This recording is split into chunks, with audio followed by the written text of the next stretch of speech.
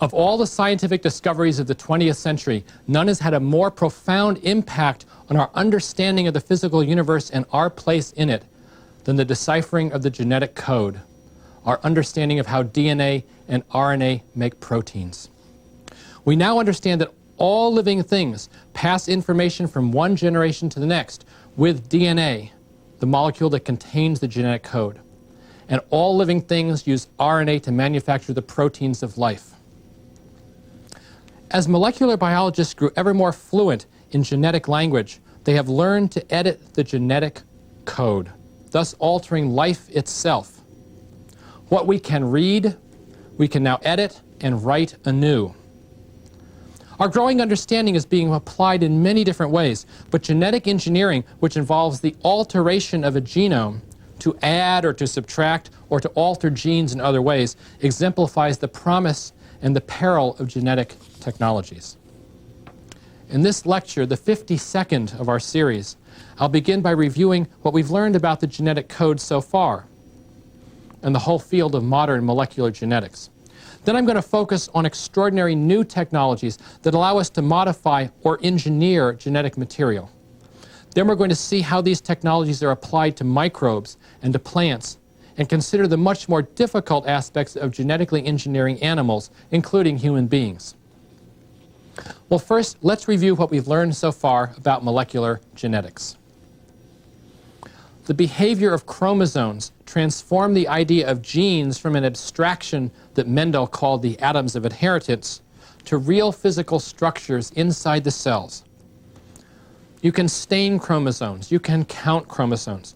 You can watch the chromosomes divide during the process of mitosis and the process of meiosis. You can separate chromosomes using a centrifuge, and then you can study what those chemicals are made of. You can crystallize them, and you can actually study their composition and their crystal structure. And that structure is this double helix structure of DNA. Each chromosome, we now know, carries thousands of genes, thousands of individual sets of instructions. Each of those instructions codes for one protein. So the genetic code is really nothing more than a chemical procedure for controlling the production of proteins in every living thing. Biological information.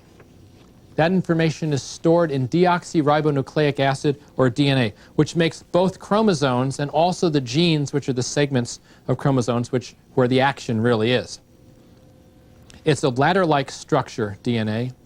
It's a structure that carries information in its sequence of 4 different letters, A, C, G, T. Those letters, which form pairs, make the rungs of the ladder. The ladder can be as long as you like and carry as much information as you like, up to billions of base pairs long. The pairing of bases, this combination of A and T or C and G, means that the double helix strand can separate and then duplicate itself during cell division. Hence, one DNA double helix strand becomes 2 double helix strands in this process. Every single cell in your body carries the same genetic information.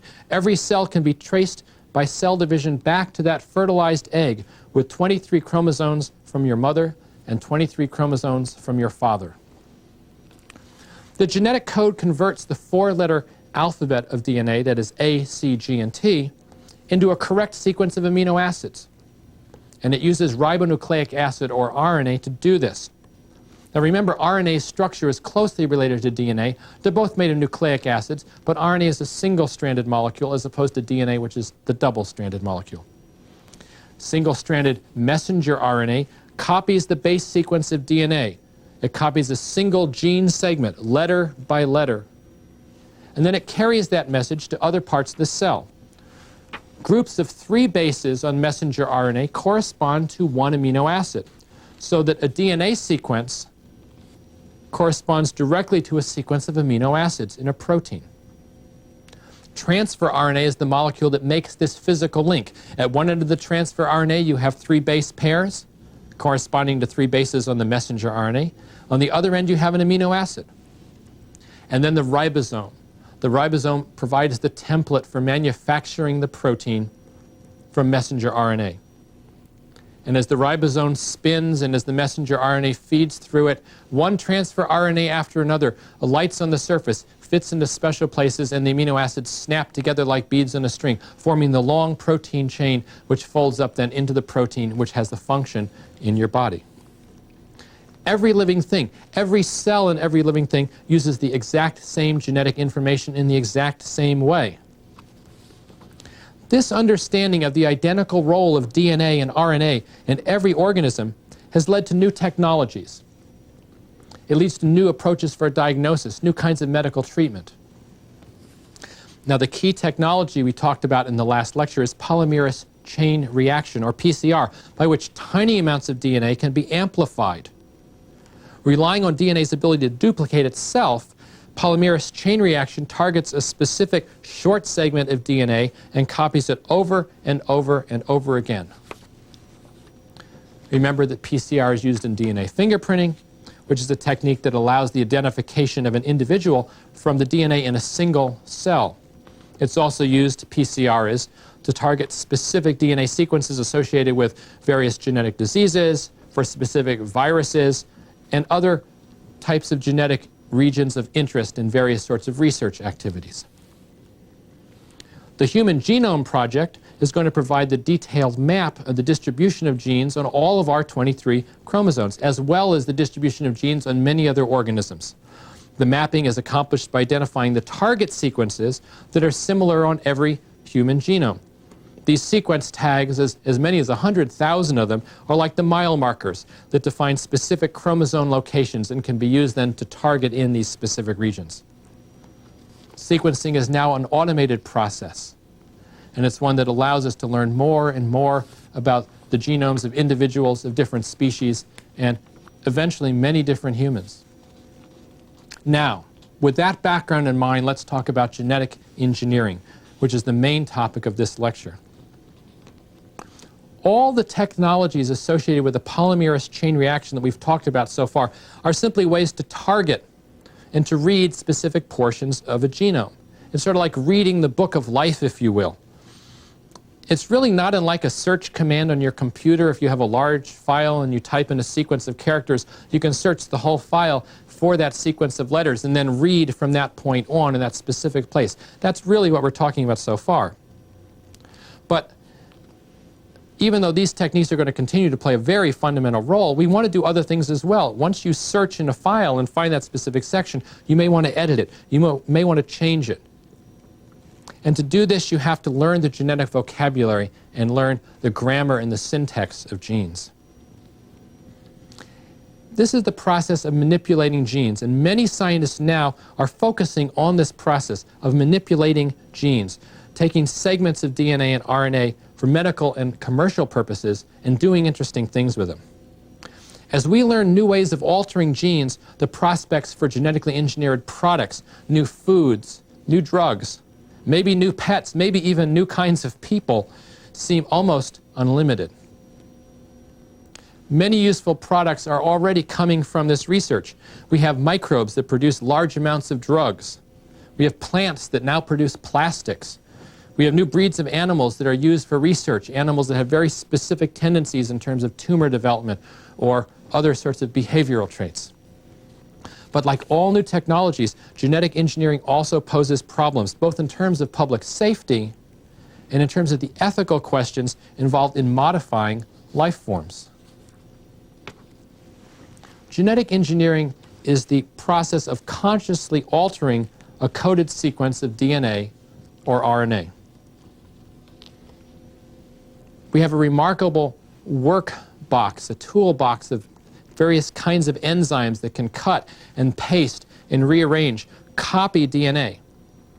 We can do all sorts of things to manipulate DNA right now in the laboratory. These methods, together with sophisticated chemical techniques and analytical tools, comprise this entire toolkit for the molecular biologist, for the genetic engineer. Virtually any desired sequence of nucleotides can now be synthesized. You can take that sequence of DNA and introduce it into a cell. Furthermore, with some experimental organisms, it's possible to remove specific pieces of DNA, actually take out a chunk of DNA and remove it from their genome. As we've seen already, the genetic toolkit includes techniques that can be used to compare quickly and accurately the DNA from different organisms, for screening hereditary diseases, for example, for mapping evolutionary pathways, for controlling which viruses come from which places, for monitoring bacterial infections, even identifying criminal suspects. These are all part of this genetic toolkit. But genetic engineering, actually modifying the genome, is another step in this process. The earliest efforts in genetic engineering focused on the large-scale production of various proteins that were essential in medicine. Also for examples of food production, for various kinds of basic research. And these all employed single-cell bacteria that reproduce very, very quickly. So you had many generations of bacteria to work with. Bacteria have very simple genomes. The simplest bacteria, like E. coli, have loops of DNA that are called plasmids. Now, a plasmid is nothing more than a genome that's a sort of a closed loop. It's not even as large as, you wouldn't call it a chromosome because it's too small amount of genetic material, and yet it contains genetic information. So in the simplest of genetic engineering protocols, bacterial cells are exposed to strands of DNA with a desirable gene on it. The DNA can be from any other organism. It can be from a human being, it can be from a plant, whatever. You expose the bacteria to these genes. The DNA may even be in the form of a virus, because we sometimes can get a virus to incorporate a new protein. Now, it's difficult to target the correct part of a bacterial genome, so that when you insert new DNA material, it may be incorporated into the genome, it may not be. It may be incorporated into a place where it can't be expressed, and so it just sort of goes unnoticed. But once in a while, if you expose a bacterium to a specific gene, that gene may be incorporated in such a way that it can be expressed, and the bacteria can actually make some of the protein for which that gene codes. Given enough bacteria, a few cells may actually be successful. And so then it just becomes a brute force method where you expose lots and lots of cells to the desired gene, and then you extract the few cells that actually have successfully incorporated that particular gene. Remember, once you have a single bacterium that has the correct gene and expresses it, then that bacterium can be removed, isolated, and it starts multiplying on its own and makes more and more copies of itself. And where you had one bacterium before, you're going to have countless numbers if you give it the appropriate environment in which to grow and develop. Dramatic early successes of this kind included the development of E. coli strains that were engineered to contain specific genes for components of human insulin, for example, and also synthetic growth hormone. Prior to this technology, anyone who's a diabetic had to take insulin from another animal, for example, pig insulin, which is not identical to human insulin. But in this particular case, you can actually engineer insulin that's identical to the human insulin. And so it's much more effective for diabetics. Pharmaceutical companies culture these bacteria in huge vats to produce the desired proteins in commercial quantities. You just have lots and lots of bacteria, and they are literally your chemical factories that are producing the specific enzyme that you want. All you need to begin now is one successful bacterium, one successful microbe that just duplicates itself over and over again. On a much smaller scale, scientists obtain significant quantities of rare proteins by a similar technique. You have a particular protein that you want to study. You need large quantities of it, so you insert that gene into a microbe and let the microbe manufacture that protein for you. Even though it may be a human enzyme, a human protein, you let the microbes do the work for you because it's much easier to extract large quantities from small microbes. Bacteria can manufacture huge quantities of whatever protein you want as long as you can get them to start doing this technique. And then the proteins can be purified. Then you can make crystals of them by purifying them and extracting them and crystallizing them out. Then you can do the X-ray structure studies, for example, on hemoglobin or on other proteins. And this is an important way of discovering protein structures by starting with microbes. This whole technique has proven especially valuable in studies of defective proteins, that is, proteins that are designed intentionally to incorporate one or more amino acid mistakes. See, if you understand the behavior of a mutant protein, Then you can gain insight on the function of enzymes when they're working correctly. You also can get a feeling for what causes genetic diseases, because genetic diseases are nothing more than genes that are defective, producing proteins that are defective, proteins with the wrong shape. For example, damaging one protein in mice causes the animals to become gluttonous. They overeat, and they begin to get fatter and fatter just by damaging a single gene. Eventually, they gain so much weight that they can hardly move around their cages. So we now know that that particular target protein acts as a hunger suppressant of some kind, and very similar genes occur in humans. So this may be a key to overeating diseases of certain sorts. This research would not be possible except for genetic engineering. You can engineer bacteria to incorporate the defective mouse protein. Because they reproduce so fast, these bacteria quickly produce lots of the target protein, so it can be extracted and analyzed and understood in a way that you never could do if you were using mammals, which reproduce much, much more slowly. Well, this is a simple brute force method, as I said, and you can insert the appropriate gene into a cell's genome in plants as well. Because plants have a very similar characteristic. You can grow an entire organism from a single cell. Under the proper growth environments, the entire plant can be cloned. So if you modify a single cell in a plant and put it in the proper environment, you can then produce a whole new plant that has that modification built into every cell. In one historic series of experiments, plants were infected with engineered bacteria that contained a gene for proteins that are toxic to insects. So it's kind of an insect repellent. Now the bacteria were engineered to have this gene, have this protein. The bacteria infected the plant, and some of those bacteria transferred some of their genetic material into the plant. You then could take the tumor that the plant caused, this place where the bacteria went in actually caused a tumorous-like growth. You could extract some of the cells from that tumor, and these had been genetically modified. You then grow new plants from those tumorous cells, and lo and behold, those individual plants now have the insect-resistant capability that was present in the engineered bacterium originally. So this is a way of engineering plants by actually exposing them to bacteria that may cause an individual plant to get sick, but produces a whole new strain of plant cells that contain that modified genome. Continuing experiments of this kind now focus on increasing crop yields for foods and fibers, extending the shelf life of fruit and vegetables. There's various ways of improving resistance to drought and to disease. Today in your grocery store, you can probably buy some of these chemically engineered products.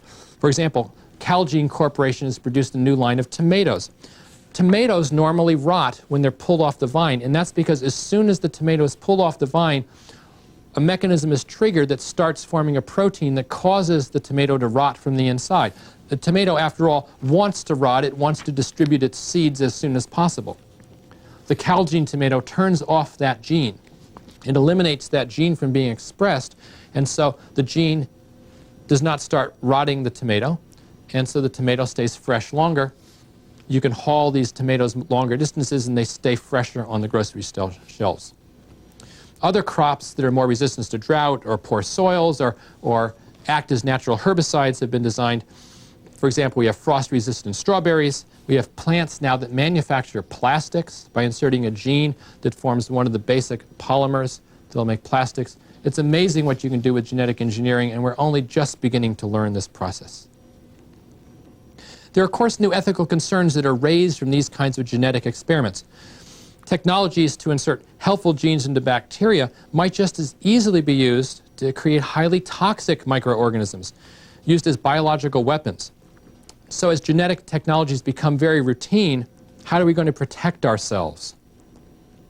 More troubling to some people are the unintended consequences of introducing what they see as essentially new species or new varieties of life into stable ecosystems. If you introduce a plant that's resistant to insects, is that going to change the natural balance of an ecosystem? As we'll see in Lecture 58, complex systems like ecosystems may be changed in dramatic and unexpected ways just by introducing small changes. Of course, on the other hand, nature is constantly introducing new varieties just through natural processes, through mutations and so forth. And you have to ask yourself, is there a real difference between what nature does and what humans engineer? It's a real philosophical question. I think ultimately, though, the most troubling questions arise in the context of the genetic engineering of human beings. Here we see the greatest opportunities and the greatest risks at the same time. Altering animals, including ourselves. Now, the genetic engineering of animals is extremely difficult because we haven't yet learned to duplicate the animals from the genetic material of a single cell. See, in contrast to bacteria and plants, which can often be modified by brute force and then regrown from a single cell that's been modified, you can't really do that. You can't clone animals easily from just any single cell. Some of the difficulties associated with genetic engineering were captured in Michael Crichton's Jurassic Park, which dealt with bringing back the dinosaurs. It's a fascinating story, the idea that you can start with dinosaurs at the smallest scale, the scale of a single cell. And the conceit of this novel is that you find ancient amber that preserves insects like blood-sucking mosquitoes. And if you can then go into the mosquito's gut and actually pull out some of the blood cells that it's been sucking, you actually will be able to perhaps recover in a complete set of DNA from a dinosaur. So all scientists need to do is go out and find amber, collect preserved insects, find the right insect that had just had a nice dinosaur meal, and then you have that dinosaur DNA.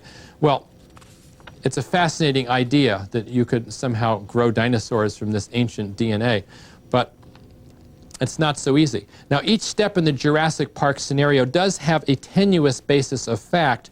You certainly do have fossil insects beautifully preserved in amber, but they don't contain pristine dinosaur blood cells. In fact, it's hard to get even a trace of ancient insect DNA, which is going to be much more common in an insect than the dinosaur DNA.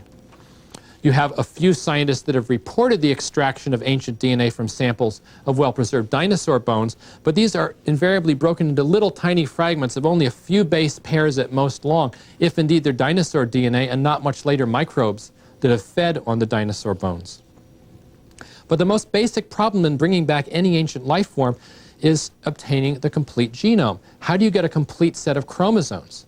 See, for DNA to work properly, every base pair has to be in line on the complete sequence, and you have to have the complete set of chromosomes. The reality is that DNA tends to degrade over time. You just can't preserve a genome for millions of years. Effects of heat disturb it, radiation disturbs it. The carbon-14, which is inherently going to be part of every DNA strand's determinants, as soon as the dinosaur dies, the DNA starts degrading, and that's an irreversible process. This is also true for DNA in your body, by the way, which suffers thousands of hits every day in every cell. But the living body has many different repair mechanisms. It continuously reverses this damage in every cell of your body. But as soon as the organism dies, the repair mechanisms stop, but the damage goes on. In Jurassic Park, by the way, they said they used frog DNA to fill in the gaps. But that would be a very difficult process and certainly way beyond any technology we now have. Okay, let's say that the unlikely event happens and we can't obtain a complete dinosaur set of chromosomes. It might even be possible to insert those chromosomes into a modern egg, but we don't have any idea how to trigger or sustain the development of those chromosomes of that first fertilized cell, if you will, and sustain the growth into a dinosaur. The growth of an embryo is an incredibly complex process. It's governed, at least in the early stage, by the chemical signals from the egg itself, from the environment in which the DNA finds itself. Consequently, the engineering of an authentic living dinosaur is not a realistic goal, at least for the foreseeable future. More realistically, these techniques might be used to preserving or even increasing Earth's biodiversity. It might be possible, for example, to obtain an intact genome from a fossil mastodon or a mammoth, which are relatively close relatives of elephants, and many of these creatures are found preserved, frozen in the ice in Siberian wilderness. They were captured, or they were captured in the ice and were frozen perhaps 5,000 or 10,000 years ago, so they haven't had as much time to undergo damage, and they've been frozen after all, which certainly slows down that damage process. So these remains provide trillions of cells to work with, and combining all those cells, you may be able to extract eventually intact chromosomes, or at least complete genomes in one way or another, and perhaps then insert those chromosomes into an elephant whose gestation period might be comparable to that of a mastodon or a mammoth, and we might even be able to reproduce these animals. Even more realistically, you might be able to preserve libraries of genetic material for organisms now threatened with extinction. For example, whales, condors, tigers, many endangered rainforest species. You could preserve them in the form of a few cells, each with a complete copy of the unique genome. And then maybe someday we'd be able to figure out what to do with those genomes to bring those creatures back if they do go extinct. You have to remember, though, that a complete set of chromosomes is not necessarily a viable organism. We have so much to learn about the conditions that foster growth from that fertilized egg. Even if we knew how to insert exotic genetic material into a modern egg of a different species, we just don't have any way of ensuring that that embryo would develop in a proper way. But I have to say, in a sense, this is merely a problem in chemistry, and most biologists bet that it's a problem that will someday be solved. By far the most urgent applications of genetic engineering are the cure of human diseases, inherited genetic diseases. More than 3,000 inherited human genetic diseases are now recognized. You have cystic fibrosis, muscular dystrophy, sickle cell anemia, juvenile arthritis, hemophilia. They're hereditary forms of cancer, numerous other genetic ailments that are now understood at the molecular level. Each of these diseases arises from a different gene defect, and each of them has to be investigated independently, individually. In some instances, it's a single mistake in a gene's nucleotide sequence that leads to a defective protein. That is, the protein has an amino acid that's wrong. And so the shape is wrong, the active site's shaped wrong, the protein can no longer fill its function. I mentioned the sufferers of sickle cell anemia. They possess a defective gene for a vital blood protein that's hemoglobin. There's one incorrect genetic letter out of 363, a T instead of an A. That results in a protein in which one amino acid is wrong. Valine incorrectly substitutes for glutamic acid in one critical position in that hemoglobin, so the hemoglobin is shaped wrong and it doesn't efficiently carry oxygen anymore. So the change in shape alters the function. In the case of Huntington's disease, there's a different problem. In this gene defect is related to a variable number of CAG codons, which give long strings of the amino acid glutamine and the corresponding protein.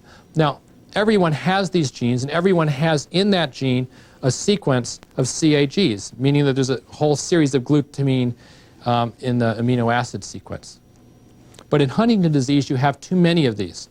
Individuals with healthy genes typically have from 11 to 34 repeats, while individuals that have 36 or more CAG repeats are likely to suffer this disease. And furthermore, the more repeats that you have above 36, it seems to correlate with earlier and earlier onset of the disease. There's an extraordinary new technology that may result in routine and accurate diagnosis of all different kinds of genetic defects. And I want to tell you about this new technology. You're undoubtedly going to hear more about it. It's a process that's now under commercial development. You take a glass plate, or what's called a chip, and you etch away tiny squares, up to 60,000 tiny squares in the designs that are now being looked at. Each of these squares is no more than a 250th of an inch square. So it's a glass plate with many, many little pits in it. Now, a different specific nucleotide sequence of about 10 base pairs is synthesized onto each square using computerized techniques. These are much like the techniques that are used to process microchips in the computer industry. So a single chip can contain thousands of variants of different DNA sequences, both normal sequences and abnormal sequences, of a known gene, for example, one associated with breast cancer or with cystic fibrosis or some other disease. A patient's genome then is amplified by PCR. And the segments that are targeted then bind to the appropriate square, the one that exactly matches your sequence. You can then, using another process, look for fluorescent highlights in the 60,000 chip square. The ones that correspond to your specific genome will light up, and so there's a very quick and reliable way of seeing which sequence you have, whether it's a good one or a bad one, if you will. Someday, as many of the variants of each gene are discovered, then this type of DNA analysis is going to provide everyone with a very quick, in-depth genetic medical screening, perhaps even before birth. Well, in summary, we've seen that our success in engineering life depends to a large degree on the type of organism we're trying to engineer.